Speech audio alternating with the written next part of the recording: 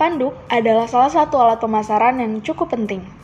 Namun, kerap kali vendor sulit memberikan izin dengan berbagai alasan. Alasan-alasan tersebut diantaranya: pertama, vendor masih tinggal di rumah tersebut dan takut terganggu. 2. Vendor tidak ingin diketahui tetangganya bahwa rumahnya dijual. 3. Vendor tidak mau jika nanti ada spanduk, maka broker lain juga akan pasang spanduk. 4. Vendor tidak ingin tampak depan rumahnya terganggu karena dipasang spanduk. 5. Vendor sudah pasang spanduk, jadi broker tidak perlu ikut pasang spanduk. 6. Vendor sudah pernah pasang spanduk dan hasilnya tidak bagus. 7. Vendor sudah pernah mengizinkan broker sebelumnya pasang spanduk, tapi tidak ada progres. 8. Vendor menganggap bahwa dengan adanya spanduk, maka broker yang lain tidak akan membantu penjualan, sehingga penjualan semakin susah. 9. Vendor menganggap kalau pasang spanduk akan banyak pembeli yang menjadi tidak minat, karena ada anggapan kalau dipasarkan oleh rewet, harga menjadi lebih mahal.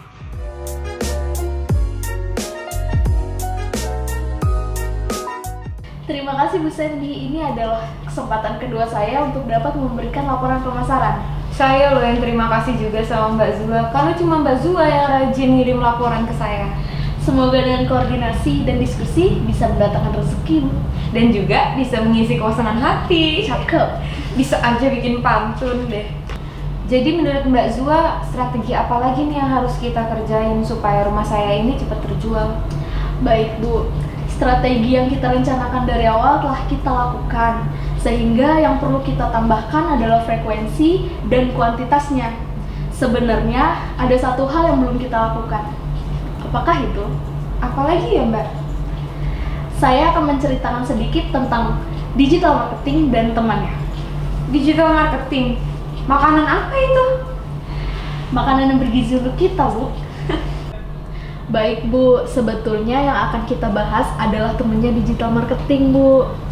Kami di Rewet Cinere rajin melakukan weekly meeting. Di dalam meeting itu, kami saling sharing. Ada banyak cerita sukses yang alurnya sama. Ada banyak buyer yang hobinya baca iklan rumah di internet. Iklan-iklan yang menurut mereka bagus akan disimpan, biasanya di-capture. Nah, ketika buyer tersebut ada waktu luang, mereka putar-putar komplek rumah dan nyocokin rumah mana sih yang dijual di iklan. Kami selalu pasang iklan rumah dengan menampilkan tampak depan rumah tersebut. Ceritanya, buyer tadi menemukan rumah yang sesuai iklan. Ketika mereka melihat spanduk yang terpasang, barulah mereka telepon ke nomor yang tertera. Mereka sudah lupa siapa marketing yang pasang iklan di internet. Yang menjadi pertanyaan adalah, Tarik nafas dulu. kenapa buyer tersebut tidak telepon marketing yang pasang iklan? Jadi, maksud Zua mau minta izin pasang spanduk depan rumah saya? Jadi, sudah boleh nih Bu. Lanjut dulu, ceritanya belum habis. Baik-baik Bu. Kenapa buyer tidak telepon ke marketing yang pasang iklan? Karena dia bingung mana yang harus ditelepon. Iklannya banyak, harganya beda-beda, bahkan spek rumahnya beda-beda. Mana yang betul?